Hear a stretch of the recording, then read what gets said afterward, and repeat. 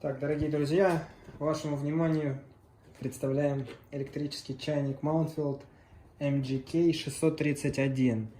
Вот. Чайник такой пластиковый, очень аккуратный, стоимостью до 2000 рублей. Вот. Взяли на дачу, вот, чтобы он был такой и недорогой, но хороший. По характеристикам: объем 1,7 литра, мощность от 1900 до 2200 ватт. В общем, довольно неплохой, мощный чайник. Сам по себе он такой вот пластенький.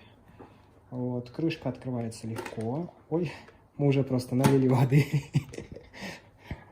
Когда он включается, надо нажать на такой хвостик. Вот, аккуратно горит. Вот, шипит негромко.